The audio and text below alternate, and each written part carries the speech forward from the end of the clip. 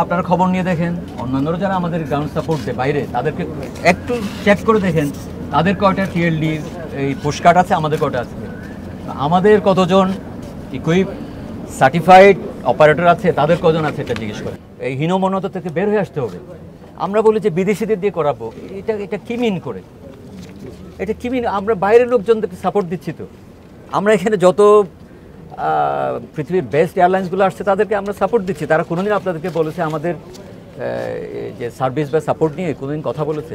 অন্যরা যখন তুলনা করতে আসে আমার খুব এটা আমার রুচিতে হয় না। আমি তো আমার সমান প্লেয়ার চাই। আমি এই জন্য বলি আমি সিঙ্গাপুর এয়ারলাইন্সের সাথে খেলবো, তাই না? এই যে মনোপলি করতে দিয়ে আমরা যাত্রী সার্ভিস ভালো পাচ্ছে না, ব্যাগ কাটা যাচ্ছে, ব্যাগ দেরিতে আসছে, আর এয়ারলাইনতে সাফার করছি।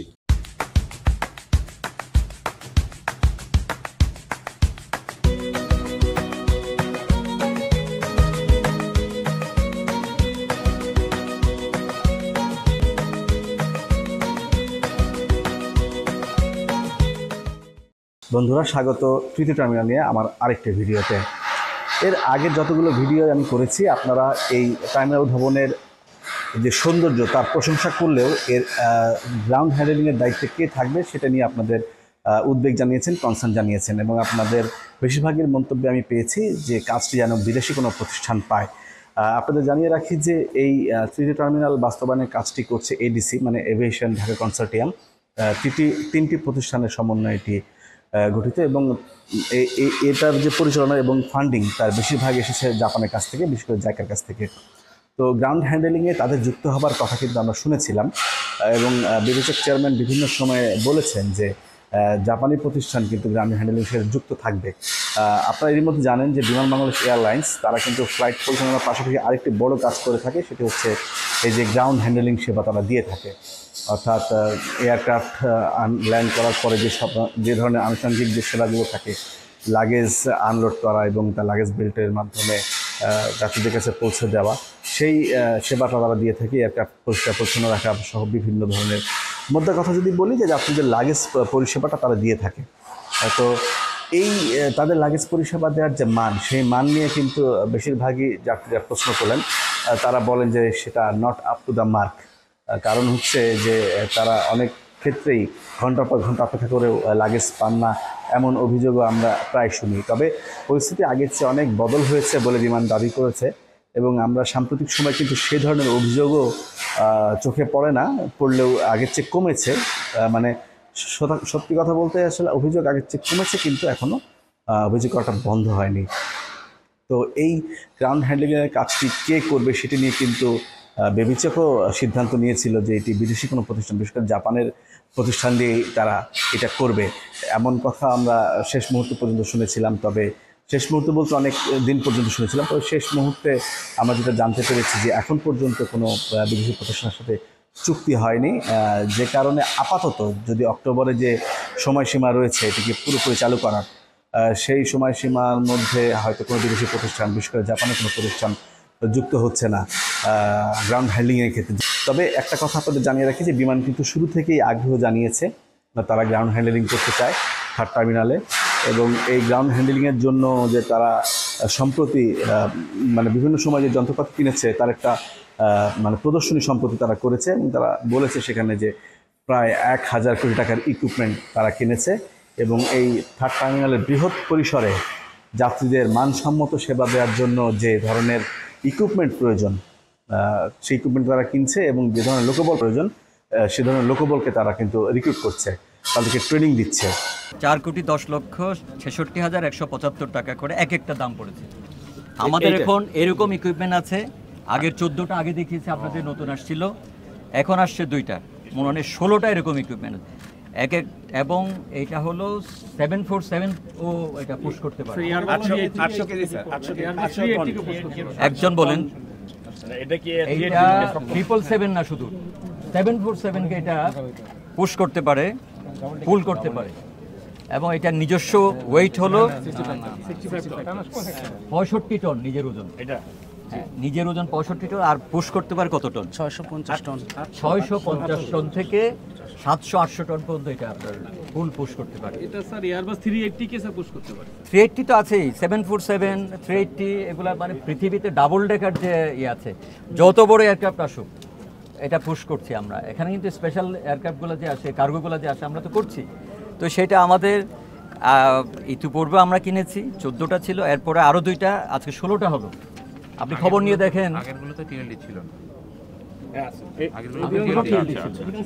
আপনারা এটা একটু লেটেস্ট ভার্সনের, এখানে যে ফিচারগুলো আরও বেটার হচ্ছে এটা আর কি। আরেকটা হলো আপনারা খবর নিয়ে দেখেন, অন্যান্যরা যারা আমাদের গ্রাউন্ড সাপোর্ট দেয় বাইরে, তাদেরকে একটু চেক করে দেখেন তাদের কয়টা টিএলডির এই পুশকার্ড আছে, আমাদের কয়টা আছে। আমাদের কতজন ইকুইপ সার্টিফাইড অপারেটর আছে, তাদের কজন আছে এটা জিজ্ঞেস করেন। তারা প্রায় আউটসোর্সিং করে এগুলো। তো সুতরাং আমরা নিজের দেশকে বুঝতে শিখি, নিজের সামর্থ্যকে একটু মানে আমরা বোঝানোর জন্য, সেটা ইনফরমেশন শেয়ারিং লাগবে। আমরা নিজেদেরকে দুর্বল ভাবার কোনো কারণ নেই, কারণ আমাদের এই আত্মমর্যাদা এবং এই হীনমন্যতা থেকে বের হয়ে আসতে হবে। আমরা বলি যে বিদেশিদের দিয়ে করাবো, এটা কি মিন করে, এটা কি মিন? আমরা বাইরের লোকজনদেরকে সাপোর্ট দিচ্ছি। তো আমরা এখানে যত পৃথিবীর বেস্ট এয়ারলাইন্সগুলো আসছে তাদেরকে আমরা সাপোর্ট দিচ্ছি। তারা কোনোদিন আপনাদেরকে বলেছে আমাদের যে সার্ভিস বা সাপোর্ট নিয়ে কোনোদিন কথা বলেছে? আমাদের ইঞ্জিনিয়াররা আপনি কম্পেয়ার করে দেখেন, আমাদের যখন সমস্যাগুলো এসছে তারা স্বীকার করেছে যে তোমাদের ইঞ্জিনিয়াররা বেস্ট। তো সুতরাং আমি এই কথাটা থেকে বের হয়ে আসতে চাইবো, দেশি বা বিদেশি না, আমার সামর্থ্য কি আছে কিনা। আমি তো চেহারা দেখে আপনার কোনো সিদ্ধান্ত নিব না, এটা আমার সামর্থ্যই বলে দেবে, আমার পারফরমেন্স বলে দেবে এটা আমার আমরা কি পারি বা কি পারি না। তো এটা মানে অবধারিত যে গ্রাউন্ড হ্যান্ডেলিংয়ে বিমান তো থাকছেই। এটা স্বাভাবিকভাবে বিশ্বের বড় বড় বিমানবন্দরগুলোতে গ্রাউন্ড হ্যান্ডেলিং কিন্তু একটি প্রতিষ্ঠানের কাছে না, একাধিক প্রতিষ্ঠানের কাছে, বিশেষ করে 3-4টি প্রতিষ্ঠানের কাছেও মানে 3-4টি প্রতিষ্ঠান কাজ করে। এক্ষেত্রে এয়ারলাইন্স চুজ করে যে তারা কোন প্রতিষ্ঠানের সেবাটি গ্রহণ করবে। এর ফলে যে সুবিধাটা হয় যে একটা কম্পিটিশন থাকে এবং এই কম্পিটিশনের কারণে তারা সেবার মান বাড়ানোর জন্য আপ্রাণ চেষ্টা করে। যেহেতু বিমান একক প্রতিষ্ঠান হিসেবে গ্রাউন্ড হ্যান্ডেলিং করে, সুতরাং বিমান ছাড়া অল্টারনেট কোনো কিছুই নেই। যদি আমি বিভিন্ন সময় বিভিন্ন প্রাইভেট এয়ারলাইন্সগুলোর কাছ থেকে শুনেছি যে তারা বিমান এর জন্য চার্জ নিলেও তাদের কিন্তু নিজস্ব লোকবল এখানে যুক্ত করতে হয়, যাতে তারা যাত্রীদের ভালো মানসম্মত সেবা দিতে পারেন। ওখানে এমিরেটসের যে ডিনারটা আছে গ্রাউন্ড হ্যান্ডলিং, ওরা হলো টপ হ্যান্ডলার।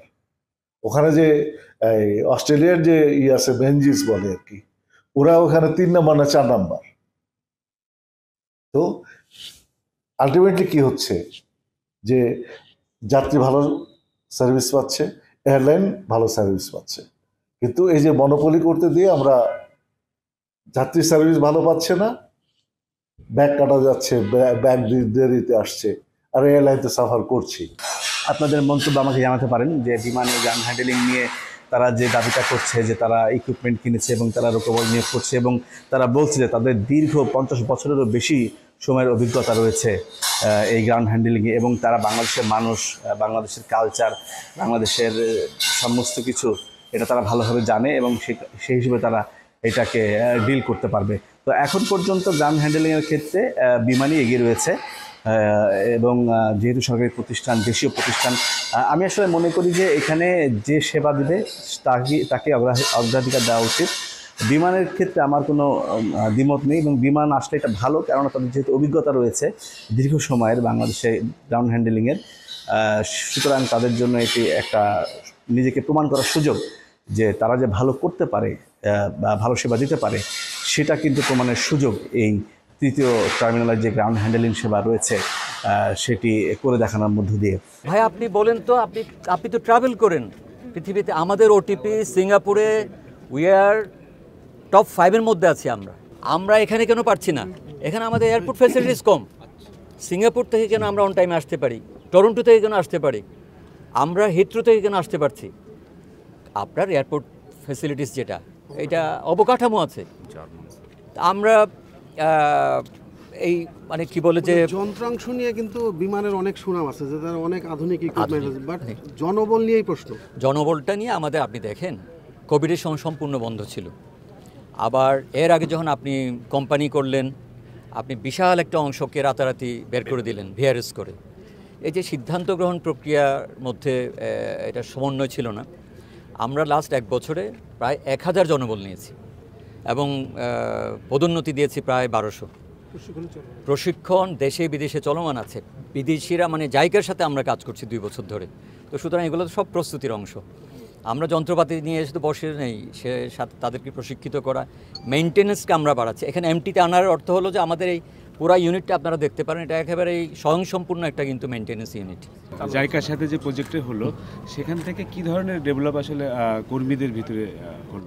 এটা তো আপনার পারফরমেন্সে আপনি দেখতে পাচ্ছেন। আমাদের ওটিপি বেড়েছে, আমরা লাগেজ হ্যান্ডেল নিয়ে আগে 18 মিনিটের মধ্যে ফার্স্ট লাগেজ দিচ্ছি এই সীমিত সুবিধার মধ্যে।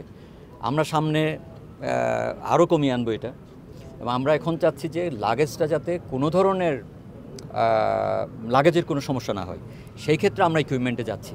মানুষ কমিয়ে এনে লাগেজের নিরাপত্তা এবং লাগেজের 2 ধরনের নিরাপত্তা, তার যে ফিজিক্যাল নিরাপত্তা যেটা, এবং তার এটার মানে যথাযথ সময়ে যথাযথ হাতে যাতে পৌঁছায়, কোনো চুরির ঘটনা যাতে না ঘটে। এই জন্য আমরা বডি অন ক্যামেরা চালু করেছি, আমরা সার্ভিলেন্স সেন্ট্রালি সার্ভিলেন্স করছি, এআই প্রযুক্তিকে আমরা নিয়ে আসছি,